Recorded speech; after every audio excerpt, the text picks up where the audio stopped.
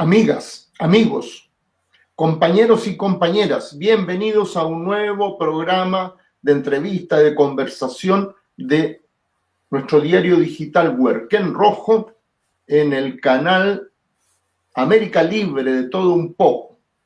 Y hoy día estamos nuevamente con nuestro participante habitual, don Juan Carlos Gómez Leighton,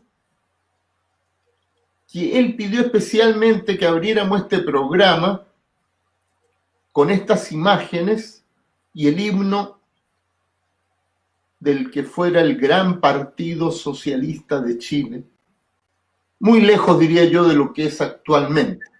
Pero le vamos a dejar a Juan Carlos que explique por qué. Bueno, buenas noches Patricio, buenas noches Willy, buenas noches auditores del canal América Libre de Todo Un Poco, como también de Huerquén Rojo. Hoy día es un día especial para los socialistas chilenos consecuentes y honestos, como dice el himno del partido, ¿no? Porque hace 50 años atrás cayó apresada por los esbirros de la policía de la dictadura la primera comisión política clandestina del Partido Socialista y que desapareció hasta el día de hoy.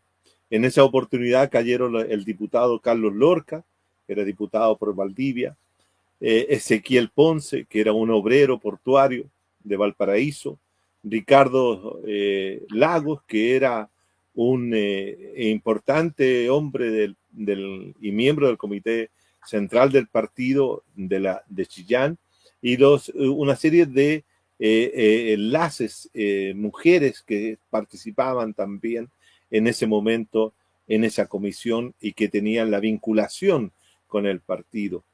El partido se estaba reorganizando. Esta comisión política había sido una de las que habían redactado Ezequiel Ponce, Carlos Lorca, como también Ricardo Lago, habían sido los que habían redactado el documento de marzo de 1974.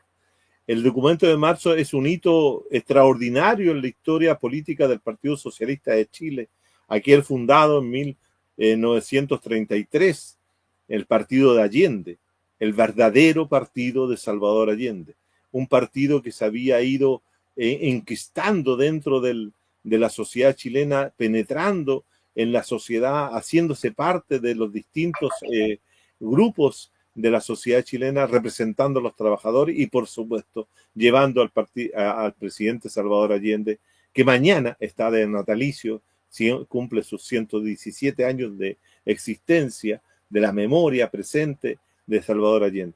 Y ese Partido Socialista, en proceso de reconstrucción, fue golpeado profundamente por esta desaparición de estos compañeros y compañeras que hasta el día de hoy no hemos tenido ninguna noticia de dónde están y qué pasó con sus cuerpos para poder rendirle homenaje y gloria a estos luchadores sociales que, como bien dijo Patricio, están tan distantes, tan lejos de lo que es actualmente el Partido Socialista de Chile en la actualidad. Así que vaya nuestro homenaje y reconocimiento a la lucha de los primeros socialistas que desde 1973, desde el mismo 11 de septiembre con el compañero Martí, resistieron y lucharon en contra de la dictadura militar de las Fuerzas Armadas chilenas. Ese Bien, era mi homenaje, digo yo. muy merecido, ciertamente fue gente muy valerosa, tanto en sentido de arrojo personal como valor intelectual. Ahora, si vamos al tema que nos convocaba hoy día, vamos a hablar de las incertidumbres del presente. Sí, vamos a hablar de la incertidumbre del presente. Yo a tiempo atrás he venido sosteniendo en distintos comentarios, ya sea escritos como también orales y visuales, de que estamos viviendo un momento de finitud. Estamos viviendo un momento en que la civilización actual, tal como la conocemos, está entrando en un proceso de transformación en que implica su finitud. Ya no tenemos futuro. El punto fundamental, Patricio, es que ya no tenemos futuro como civilización e incluso como sociedad o como formación social chilena. El futuro hoy día está, yo diría, casi cancelado.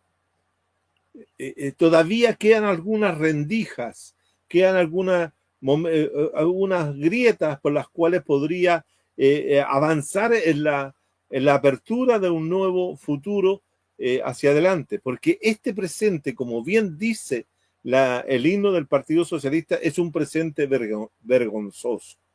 Y el presente vergonzoso no solamente tiene que ver con esta situación de finitud, de que el tiempo histórico de esta civilización se está agotando, sino también por los peligros que están emergiendo.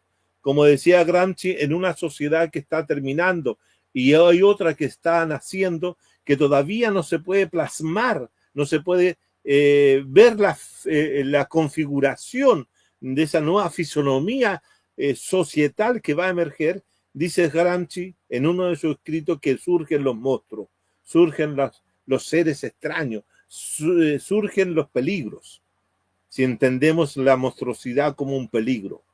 Y en este último tiempo, los peligros han venido no solo desde el interior de la sociedad chilena, sino que también al interior de la sociedad latinoamericana, como también en el extenso mundo occidental, pero más allá también del mundo occidental, del Oriente y especialmente del Oriente Medio, donde se está produciendo, ¿cierto?, una catástrofe, un genocidio que en este momento no hay cómo frenarlo y que siguen todos los días y a cada hora muriendo personas, hombres, mujeres, niños de la franja de Gaza por este exterminio que el Estado sionista de Israel, dirigido por Netanyahu, está llevando a cabo. Pero frente a esa misma situación de genocidio, que no hay forma ni manera de que la comunidad internacional ni que las sociedades latinoamericanas, la sociedad europea, asiática, africana, etcétera, que están en contra de eso, puedan poner fin. Es algo de una impotencia permanente en la cual se hacen miles o cientos de personas salen a la calle o miles salen a la calle y se hacen cientos manifestaciones que no tienen ninguna fuerza, no tienen ninguna incidencia para frenar ese genocidio. Pero lo más grave de todo, que a eso se le agrega, ¿cierto?, la intervención del matón de turno, que el matón de turno es Estados Unidos, que interviene, ¿cierto?, para apoyar otro ataque que hace Israel contra la sociedad islámica de Irán y golpea fuertemente a la situación de las Fuerzas Armadas, al contingente de la inteligencia islámica, eliminando a sus cuerpos de generales, a sus científicos, en función de prevenir la posibilidad de que Irán pueda tener una bomba atómica. Y aquí entramos en uno de los problemas sustantivos que tiene esta finitud. La finitud del mundo puede ser que cualquiera de los países que tienen armamento nuclear pueda intervenir en este conflicto, pueda enviar una bomba atómica a X lugar o Z y todos entremos en una situación de juicio, como diría Terminator, un juicio final. Sí, mira, perdón, es una situación que nos pone en una situación límite, en una situación de peligro, en el borde del precipicio. Y esto es una cuestión grave, Patricio, por lo siguiente, porque acá, en el conflicto que hoy día se abre con el bombardeo de Estados Unidos de las 3 plantas nucleares o donde se estaba posiblemente fabricando esta bomba atómica en Irán, no es solo el conflicto entre Estados Unidos e Irán, no es solo el conflicto de Israel e Irán, sino que es un conflicto que nos remite a situaciones muy, muy profundas que tiene que ver con el enfrentamiento histórico de larga duración entre Occidente y Oriente, entre lo que es una concepción de vida, de concepción de mundo, una concepción humana, una Weltanschauung específica, que es la que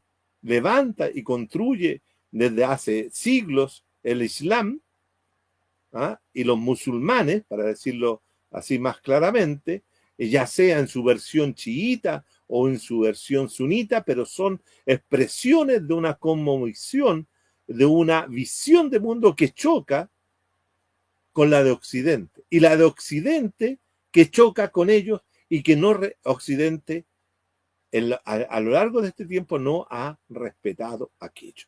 Ese es el conflicto más profundo. Ya me puedo referir a eso. Dime, Patricio. No, a ver, es que yo creo que aquí hay varios conflictos que se entrelazan, pero el de fondo para mí es la decadencia del imperio norteamericano y sus desesperados intentos por al menos ralentizar o frenar esta decadencia. Y las políticas a veces de payaso de Trump, en realidad van muy acordes con esta época.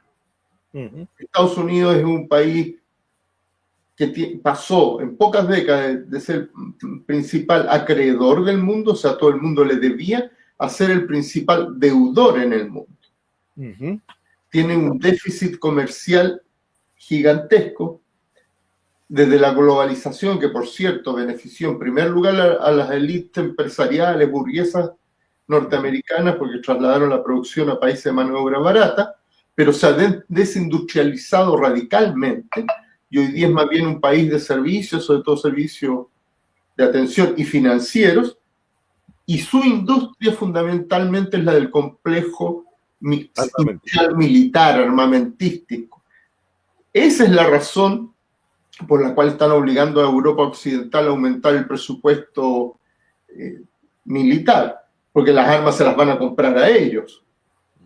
Pero bueno, podríamos ahondar en más de estas cosas, y yo estoy de acuerdo contigo que hay peligro. Esto podría haber terminado en una catástrofe. Afortunadamente, por una vez más nos salvamos, pero hay que recordar que son los Estados Unidos, no ningún país musulmán, el único que en el mundo en una guerra ha empleado armas atómicas.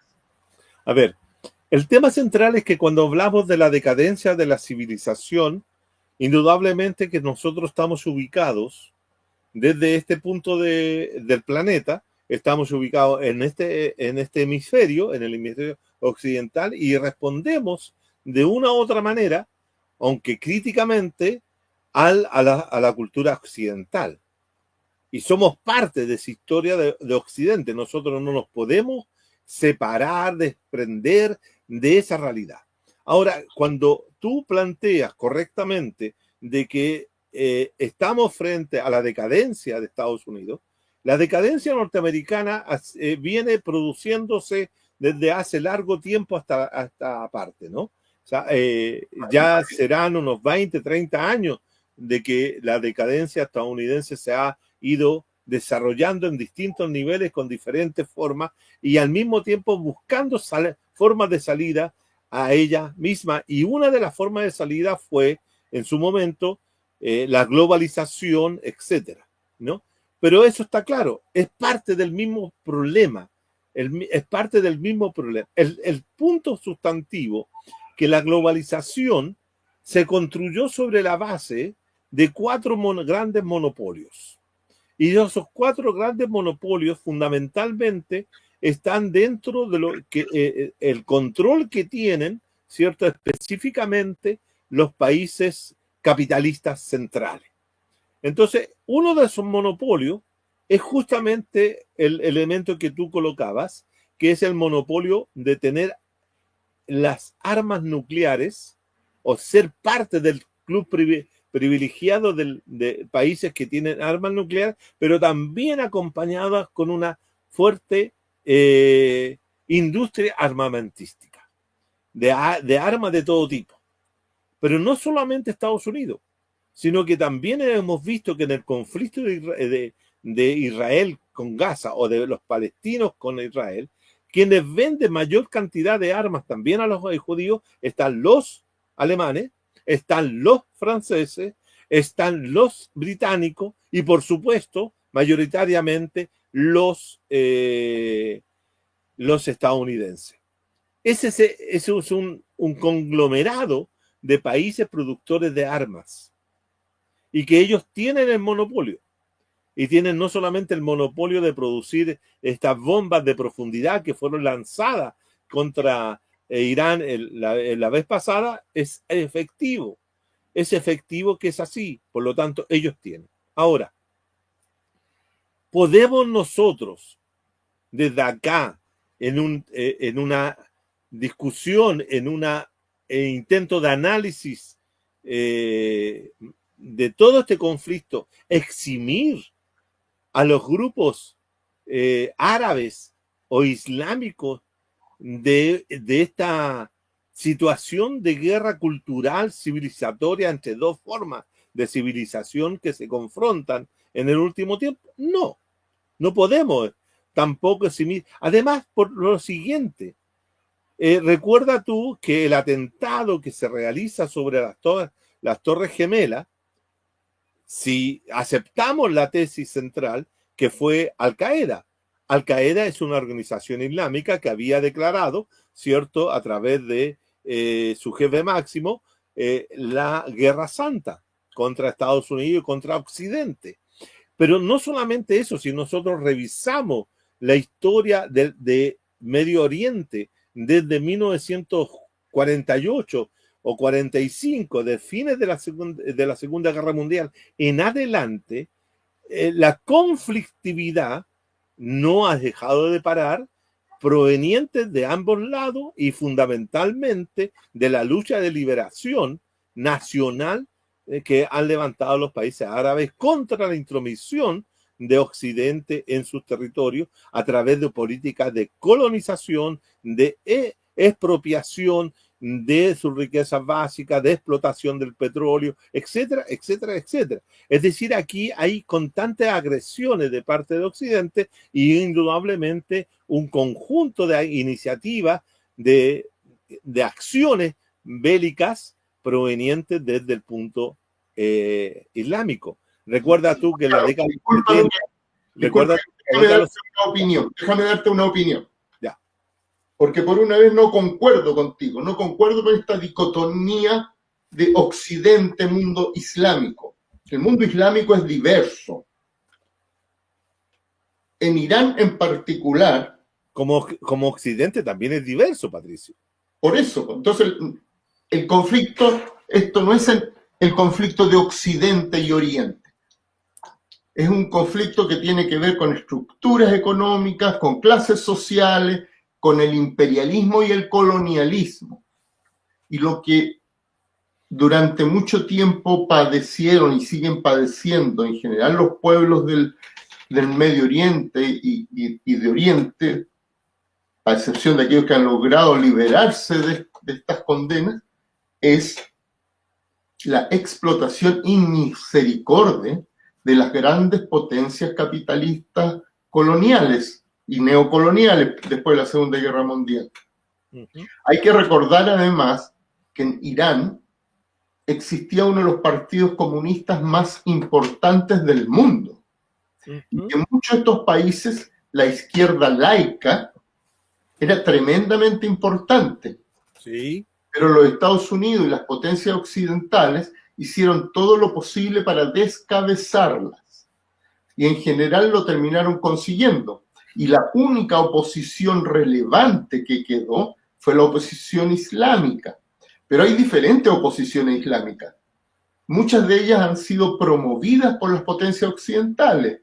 En general, la hermandad musulmana, y toda esta gente que a nosotros nos parecen islamistas locos y que de hecho hacen atentados espantosos, primero han matado más musulmanes que occidentales y segundo han sido promovidos como proxies muchas veces por los Estados Unidos. Jamás inicialmente fue promovido por Israel, eso no es algo que yo me invente, no es ninguna teoría de la conspiración, está en la prensa, lo defendió Netanyahu públicamente, con la lógica de si aplasto a la oposición de la OLP, Mira, no van a ser capaces de construir un Estado y se van a matar entre ellos. yo estoy de acuerdo contigo en ese punto, aunque difiero, como usted difiere de mí, yo difiero de usted. Yo difiero también de esa situación, porque ¿cuál es el fondo, Patricio?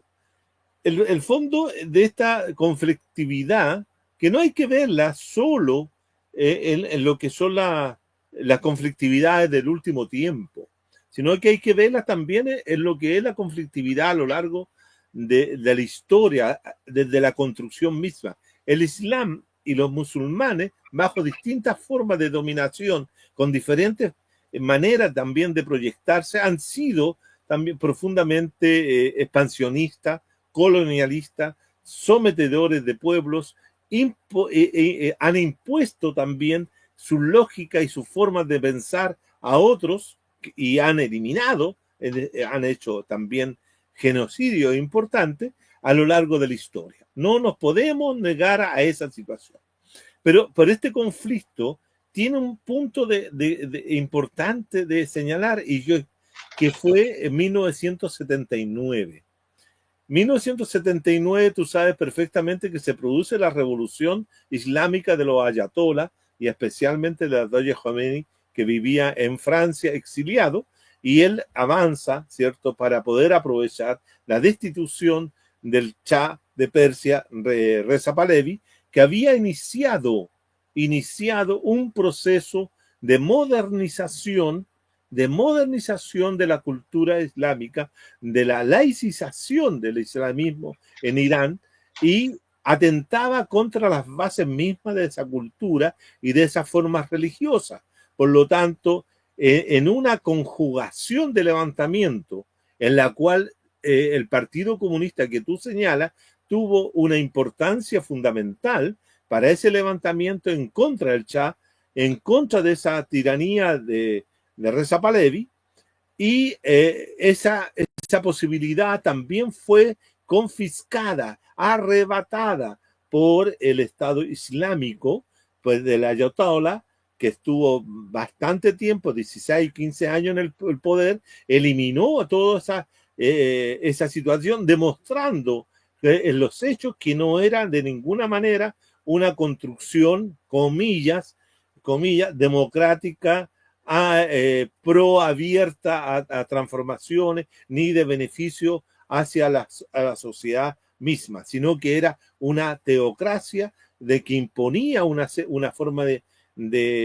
pensamiento y de religión. Entonces, eso también hay que tenerlo presente, porque son conflictividades que están dentro de la misma formación social iraní, con todas las mismas, y por eso recuerda tú que al poco tiempo después de la derrota de Estados Unidos, de la salida de la embajada norteamericana, la huida, ¿cierto?, durante el tiempo de Reagan, se produce el enfrentamiento entre Irán y Irak, que son dos sociedades musulmanas, pero que tienen distintas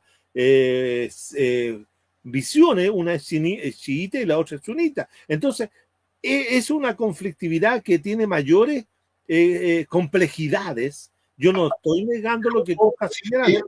Alimentó la guerra, fue la guerra más larga del siglo XX, duró 8 años. Claro. Entonces estoy diciendo que hay complejidades culturales.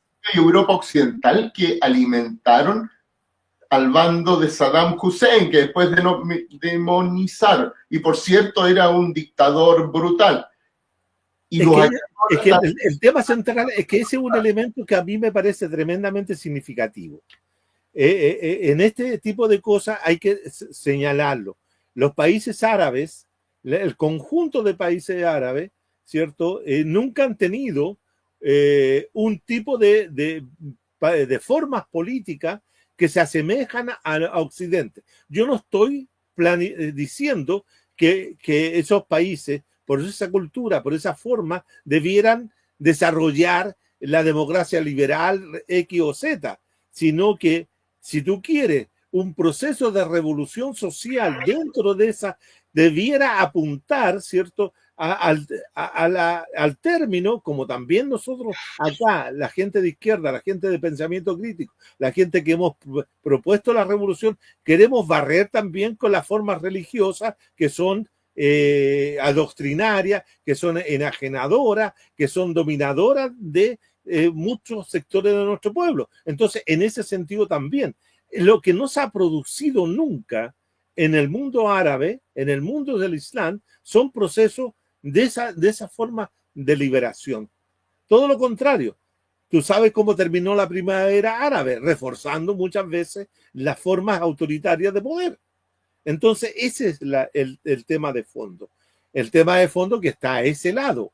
Ahora, si yo quiero ir a este otro lado y mostrar cómo Occidente contribuye y ha contribuido a posiciones más duras, más peligrosas de parte del otro lado, yo te digo francamente que si a mí me dijeran que Irán debiera tener una bomba atómica, yo diría que ningún país debiera tenerla, en primer lugar. Y estaría yo por abogar por el fin de todos los países que tienen esa posibilidad de imponer sus cosas en función de la disuasión que implica tener bomba atómica. ¿Ah? Pero yo diría que sería muy peligroso, extremadamente peligroso, que Irán llegara a construir una bomba atómica, porque el fanatismo de los ayatolás es muy fuerte. Es muy fuerte. Entonces, yo estoy en contra de que los países tengan bombas nucleares, especialmente cuando son países inestables. Pero la situación que tenemos es que los que tienen las bombas no son las potencias más simpáticas y más humanitarias.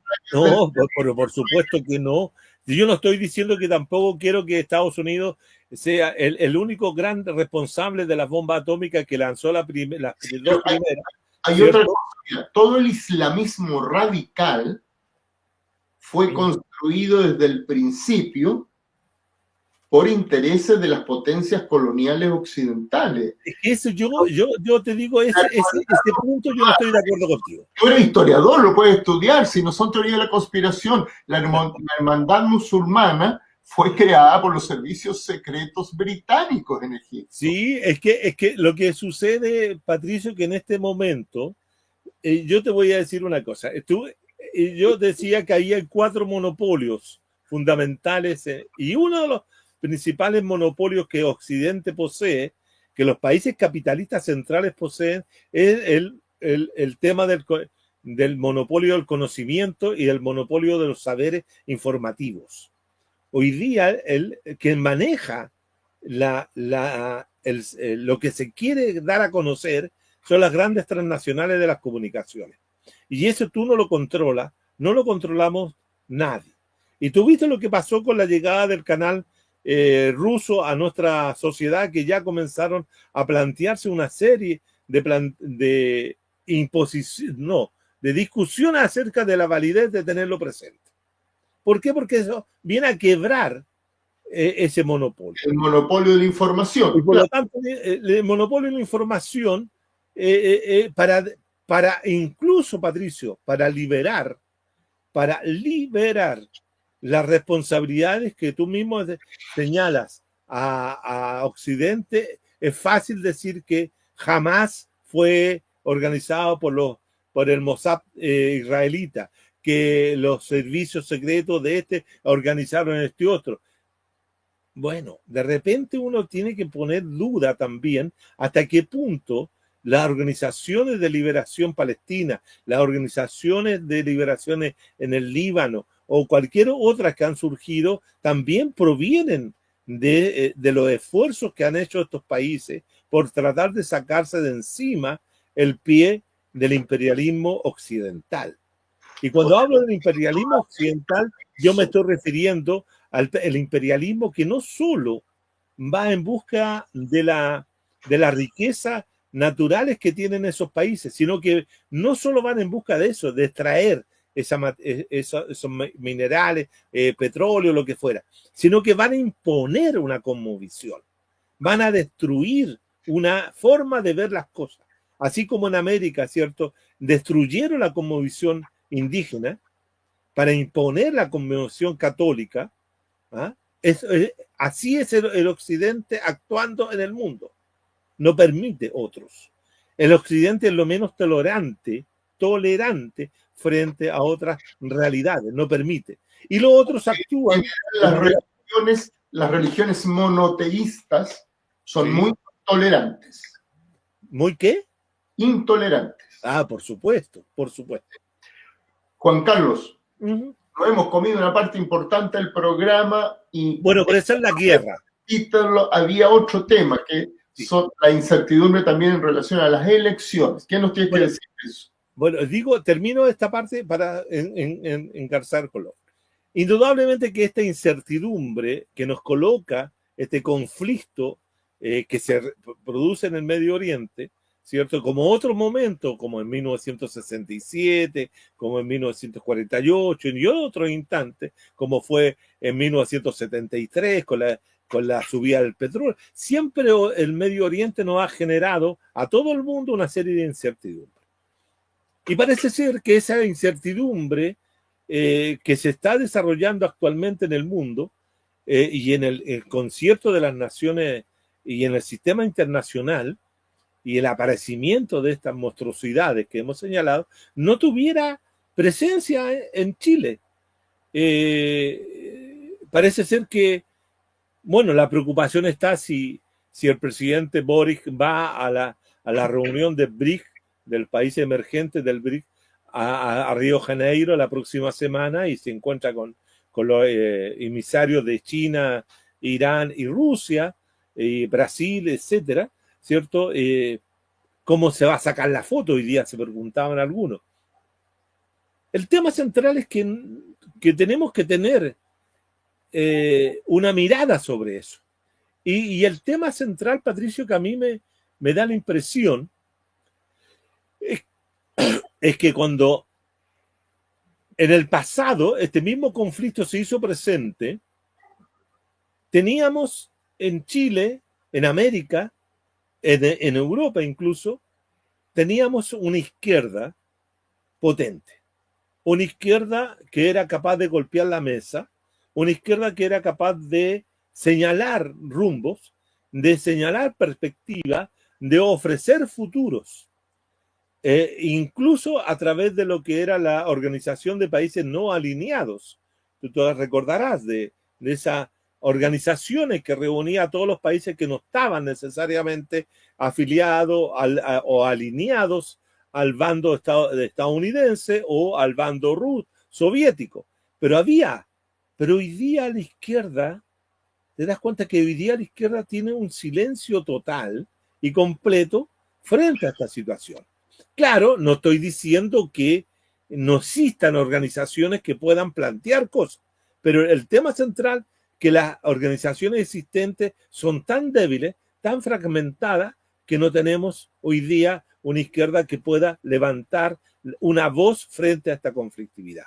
Y eso ha quedado claro en el tema de eleccionario que tiene que ver con el próximo domingo, con la situación de que la competencia entre los 4 partidos del oficialismo, ¿cierto?, genera incertidumbre, pero una incertidumbre bastante específica, en la cual, ¿cierto?, todos los datos y todas las encuestas que se hicieron hasta el viernes pasado, porque ya estamos en el silencio encuestal, dan como posible ganadora a la candidata del Partido Comunista de Chile, la señora Yanez Jara, o la señorita Yanez Jara, o la ex ministra de Estado Yanez Jara, por frente a las posiciones de la antigua concertación, que sería la señora Toa, y muy lejos, ¿cierto?, el actual representante del partido del presidente, que sería Winter, Gonzalo Winter. Y más lejos aún todavía, el representante del Partido Verde Social. ¿Qué significa el hecho de que pudiera ganar esta competencia interna de un bloque la señora Jara? Que por primera vez en la historia política de Chile, que un abanderado de una alianza política fuera a llegar a la papeleta que fuera del Partido Comunista para disputar una presidencia. Recuerdo que hubo una oportunidad que hubo un candidato presidencial comunista que fue Elías Laferte, allá por los años 20, 30. Pero fue una situación bien especial también en un momento de mucha conflictividad y que él llegó a la papeleta sin ninguna posibilidad, no logró triunfar. Pero en esta posibilidad, ¿qué pasa? Sería la segunda vez, Patricio, la segunda vez a lo largo de la historia mundial que una persona del Partido Comunista pudiera ganar una elección presidencial. Y eso genera incertidumbre total. Incertidumbre total. Incertidumbre entre la derecha, que teme que el Partido Comunista con la señora Jara se vuelva un partido de la noche a la mañana por llegar a la moneda revolucionario y se ponga a estatizar, a expropiar y a hacer todo lo que debiera ser una revolución socialista y terminar con el capitalismo. Y por lo tanto eso se vuelve incierto. Bastante lejos de la realidad actual. Por eso lo estoy diciendo. Beneficiaron el sistema AFP.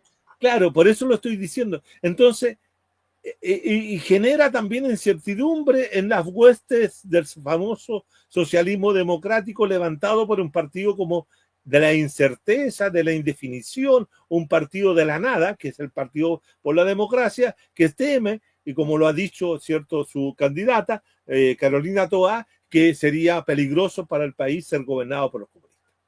Yo creo que todas esas incertidumbres que se plantean con respecto a la posibilidad de que Yanez Jara gane el próximo domingo y que a su vez gane en noviembre, son bastante exageradas.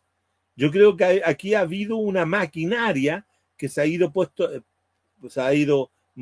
en marcha para ir generando una situación de esta naturaleza. Yo no estoy diciendo con esto, Patricio, que Yanez Jara no pudiera ganar la primaria. Todo va a depender, como muchos lo han dicho y los analistas que conocen la cuestión estadística electoral y los movimientos y el comportamiento de los electores, que siempre es una incertidumbre eso, saber cómo se van a comportar. Si fueran a votar menos de 2 millones de personas, las posibilidades de que Yanez Jara ganara son muy altas.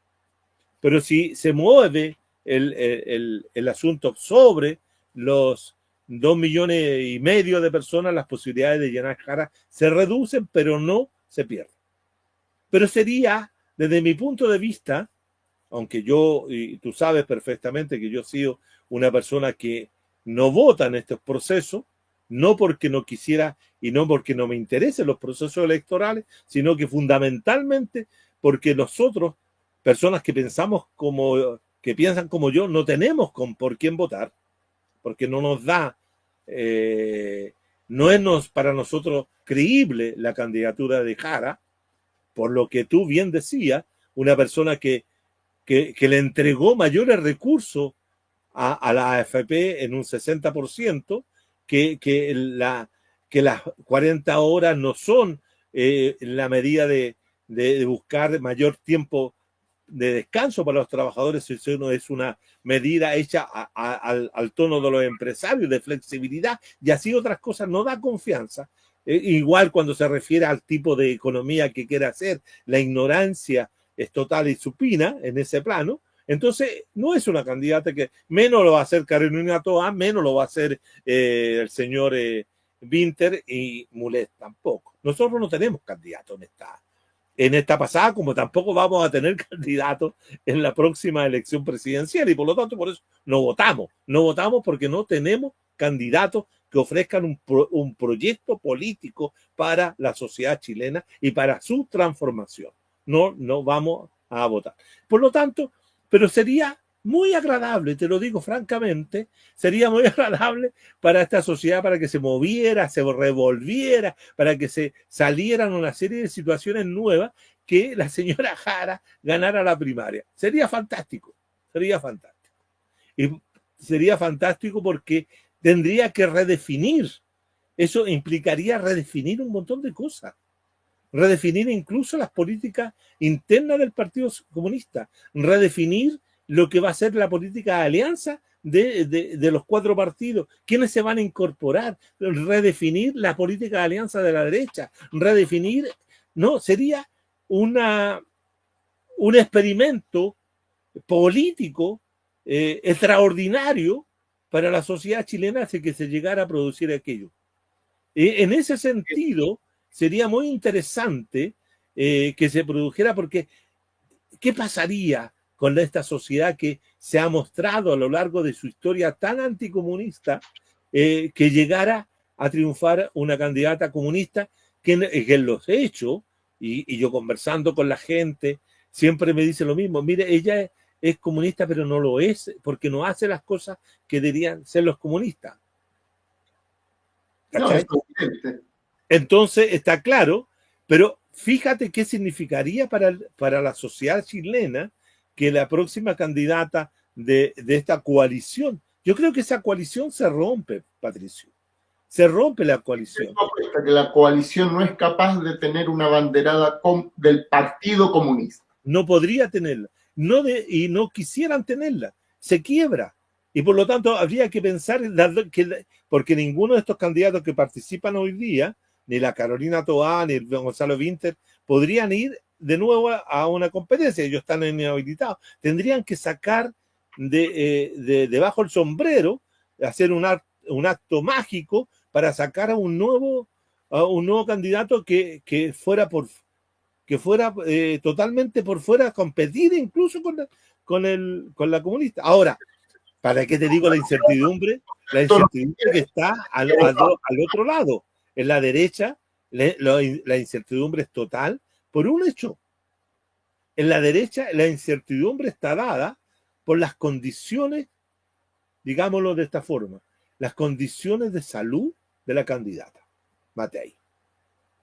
Parece ser, y da cuenta, que el deterioro de salud que tiene la candidata es bastante fuerte. Hay 2 candidatos que se están desinflando fuertemente en la derecha. Matei, por una serie de cosas, y que la forma como lo dice, la forma como se expresa, en la manera que ¿Estás hablando de deterioro cognitivo o de deterioro cognitivo y político? Ok. Porque se ha visto, tú no sé si la viste ayer en la Universidad Católica, cuando le hicieron una serie de preguntas, y esta niña parece que era como rara su forma de expresarse, en la forma de manifestarse, su mirada, sus ojos. Me recuerda mucho cuando el año 70, cuando mostraban a Jorge Alessandri y su constante movimiento de sus manos, su nerviosismo, su incapacidad para responder de manera muy adecuada a las preguntas, que era mucho más inteligente que hacían los periodistas en esa época que las de ahora. Entonces mostraban ese deterioro de la imagen de Alessandri Rodríguez en la elección del año 70 fue bastante significativo, en lo que llevó a la derrota de Alessandri, etcétera. En este caso, la Matei está presentando eso frente a lo que yo observo también en esta moderación en algunos momentos que ha llevado a cabo Kast frente a la situación de Kaiser. Kaiser, a pesar de todo, sigue insistiendo, pero tampoco ya tiene la misma fuerza que tenía al comienzo, cuando él partió. Se ha ido diluyendo. como que se ha ido quedando sin discurso. El discurso de Kaiser como que ha ido perdiendo efectividad. Que nunca lo ha tenido, pero al principio a ciertos sectores, sobre todo sectores muy populares, le parecía... Les llegaba. Era... Tienes 3 minutos porque ya se nos acaba el tiempo. Ya.